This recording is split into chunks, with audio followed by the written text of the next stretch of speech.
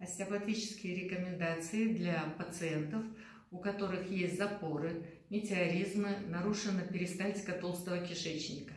Значит, по утрам пациенты, не вставая с постели, должны обработать 5 точек, которые находятся на передней стенке живота.